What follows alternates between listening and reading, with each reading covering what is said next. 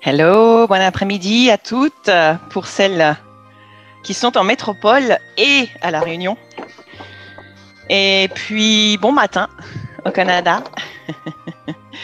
Je vous laisse arriver tranquillement avec nous pour démarrer cette deuxième masterclass de la journée dans le cadre du sommet Show Your Soul. C'est marrant parce que des fois, on a tendance à faire des contrepétries, puis on dit chômé. J'ai beaucoup de personnes qui me parlent du chômé.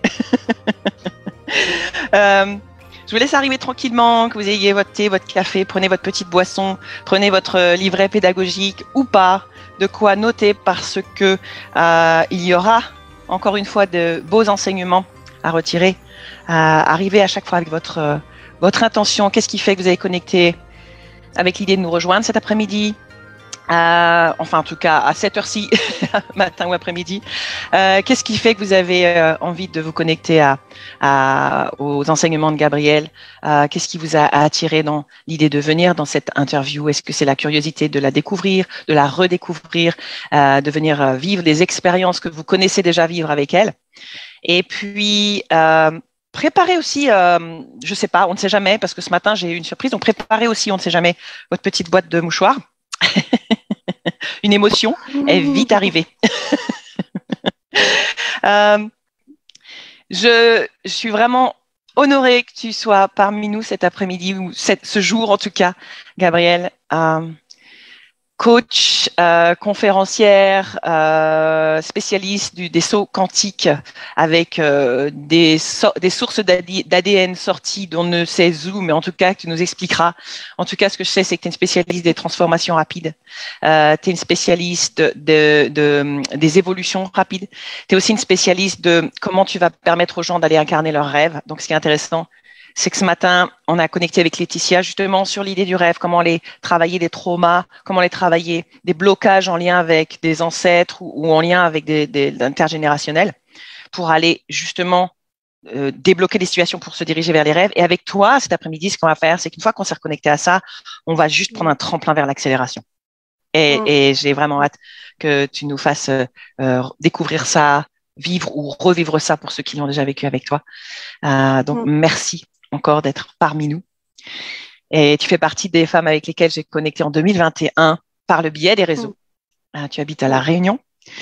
Et effectivement, de toute façon, moi, dès que j'entends le mot énergie, j'ai mon système réticule activateur qui fait fou, comme ça.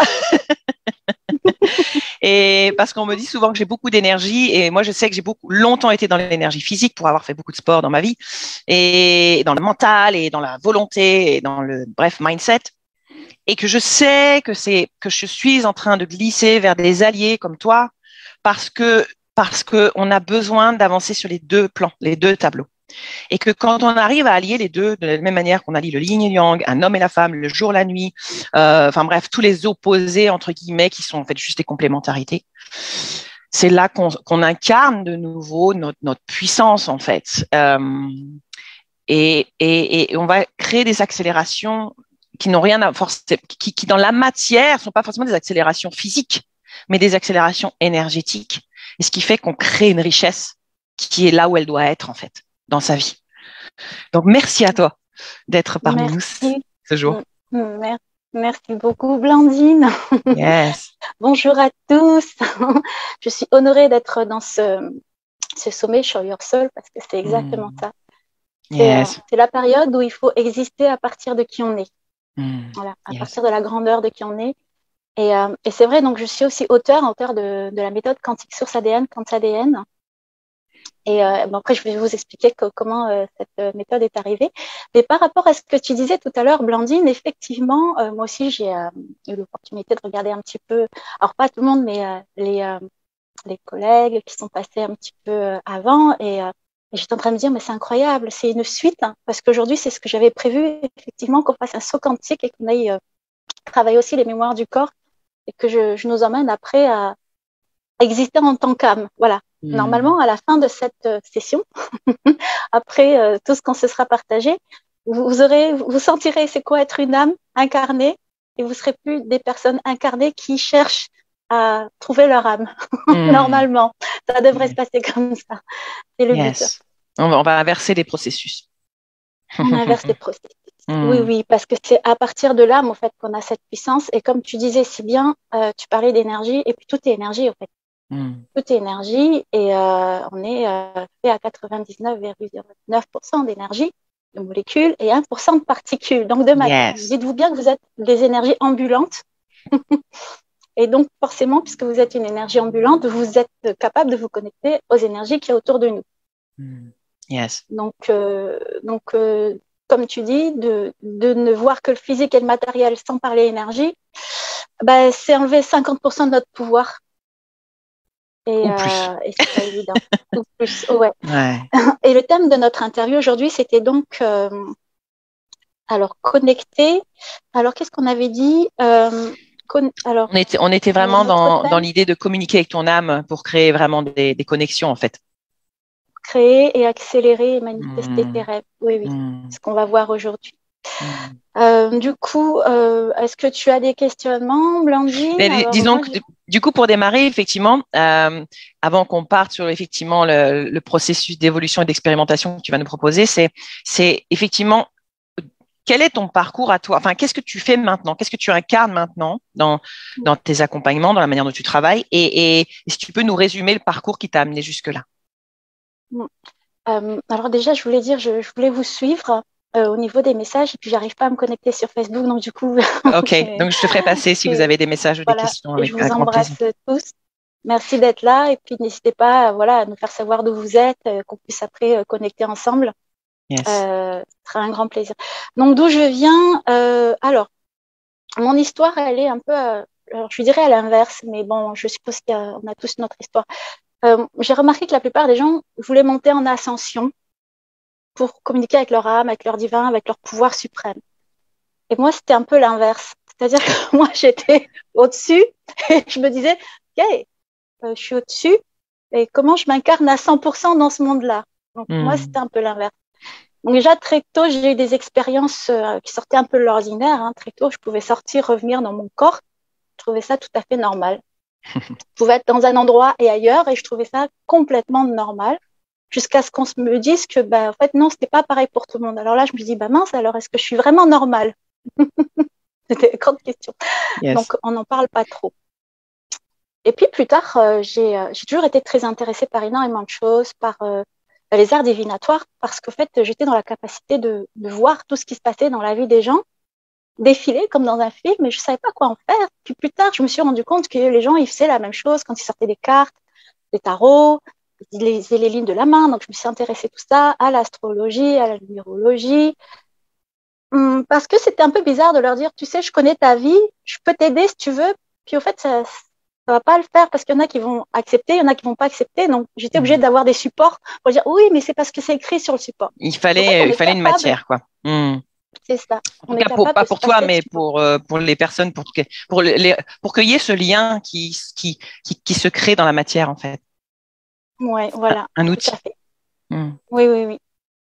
Et dans ma vie, donc j'ai expérimenté dans une période. Alors, il y avait autre chose aussi, c'est que je manifestais très vite. Moi, dès que je voulais quelque chose, ça arrivait. Donc, je trouvais ça normal. Et je comprenais pas pourquoi les autres, ils n'arrivaient pas à manifester. Je leur dis, mais c'est pas normal. Il faudrait peut-être qu'un jour, j'arrive à vous l'expliquer. Je me suis souvenue, quand j'étais petite, les scientifiques disaient qu'on avait donc notre ADN, 5%, on pouvait les analyser et les 95%, c'était l'ADN poubelle, on ne savait pas quoi en faire. Mais que l'ADN, en fait, c'était que de l'énergie, mais les 95%, on ne savait pas quoi faire. Et ils appelaient ça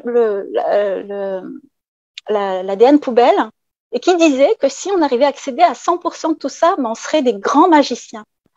Quand une petite entend ça, mais c'est génial, moi j'ai envie d'être une grande magicienne.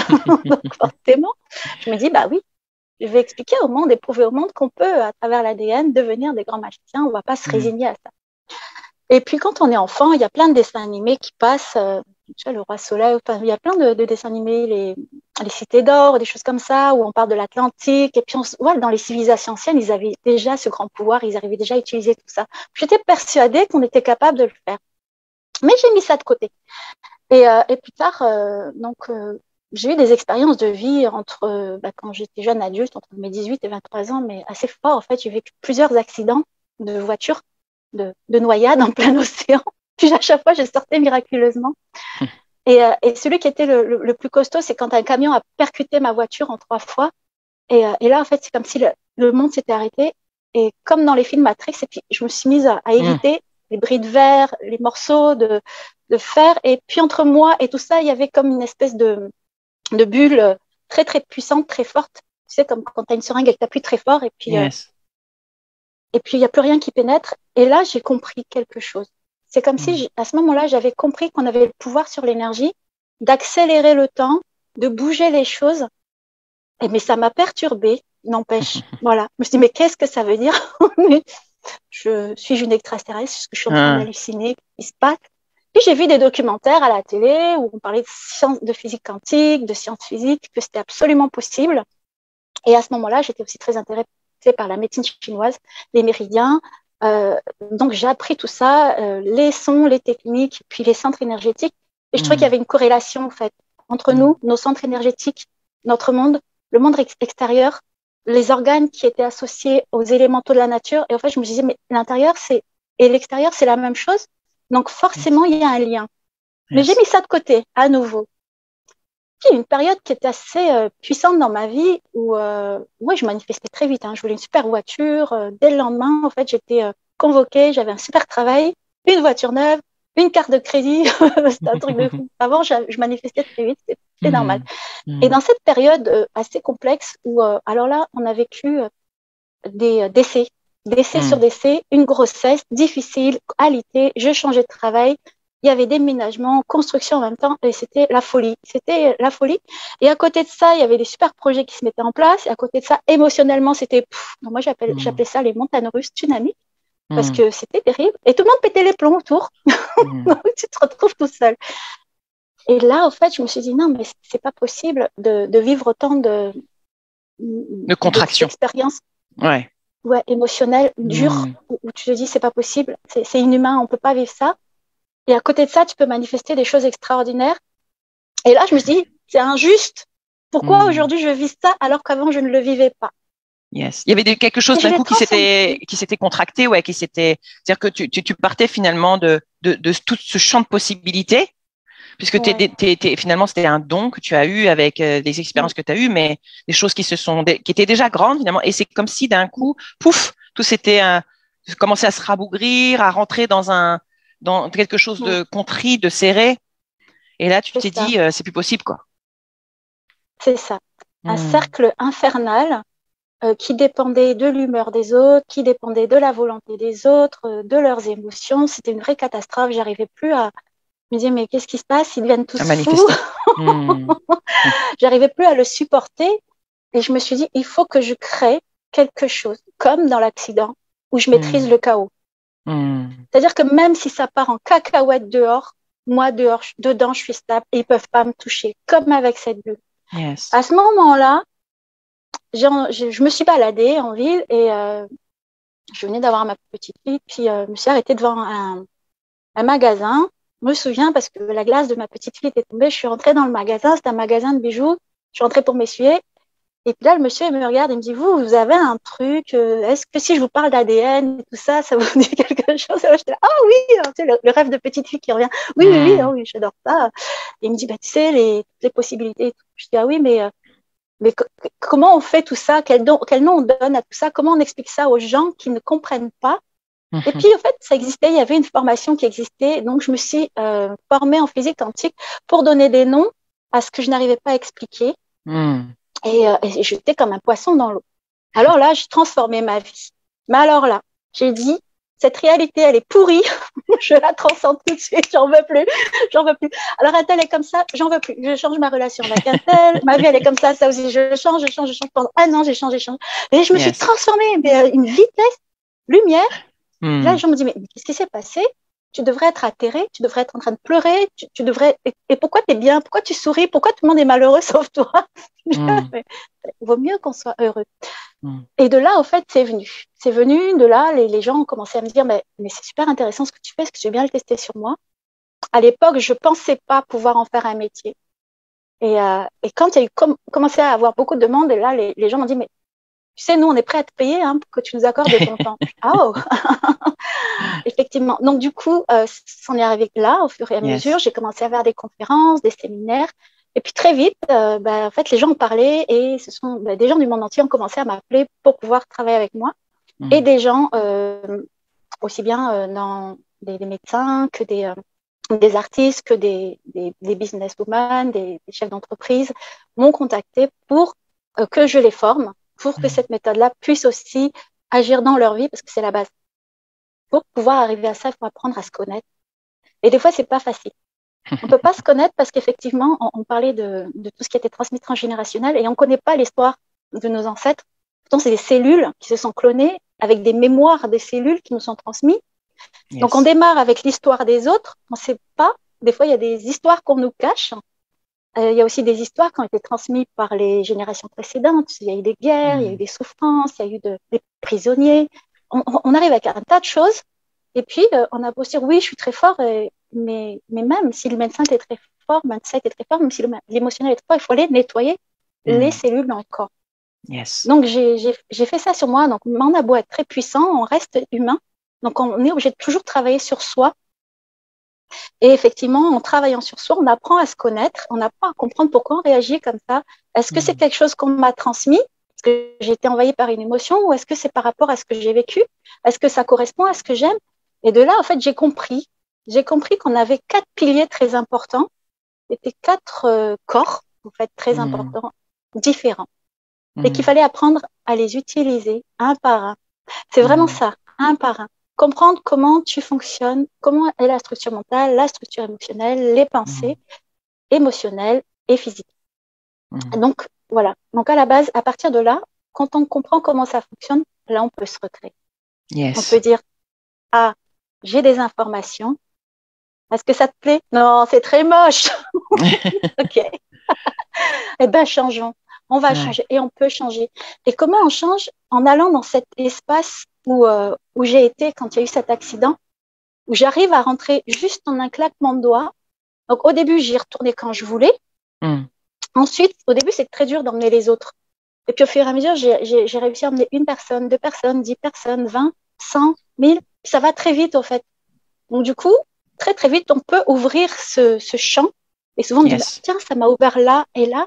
Et on est vraiment dans ce champ quantique. Et c'est là qu'on va travailler les choses. Alors, il y a des gens qui appellent ça vivre un rêve éveillé. C'est-à-dire, on rentre dedans, notre corps est ici, on est en haut, on construit notre rêve et on le ramène couche par couche dans notre réalité. Au fur et à mesure qu'on le ramène, on va voir s'il y a des résistances au niveau émotionnel, transgénérationnel, dans les pensées. Et au fur et à mesure qu'on descend, on les enlève. Et puis là, on va les ancrer dans l'ADN pour que ça ne change pas. Pour qu'on n'ait pas besoin de répéter plusieurs fois la même chose, pour qu'on n'ait pas besoin d'utiliser que la neuroscience au niveau du cerveau. Vous allez dire quelque chose?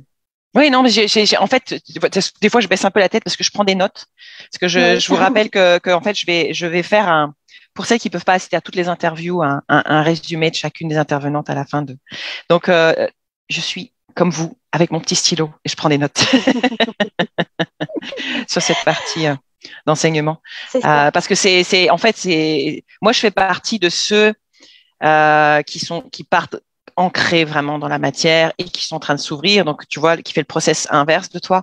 Et c'est intéressant de voir meet me halfway, tu vois, on dit en anglais. On est là en train de se rencontrer sur le chemin et de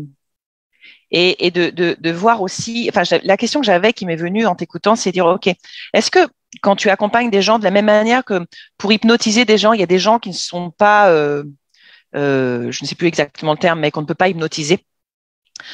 Pour X raisons d'ailleurs, mais en tout cas parce qu'ils ne souhaitent pas, qui sont pas. Il y a un terme pour ça si vous l'avez, aidez-moi dans le chat. Suggestible en tout cas. Est-ce que toi, dans les personnes que tu accompagnes, il y a des profils particuliers pour lesquels ça fonctionne plus vite que d'autres? Oui. Ça bouge beaucoup plus vite que d'autres. En fait, il faut déjà avoir conscience. Pas qu'on a une âme, mais qu'on est une âme. Donc, quand on a conscience qu'on est une âme, je peux t'enseigner à utiliser tes super outils magiques qui sont ton corps. Et à partir de là, je vais t'enseigner, puisque tu es une âme. Une âme, c'est quoi? c'est ce qui aime la beauté. Elle va communiquer donc avec tout ce qui est beau et avec l'énergie. Merci.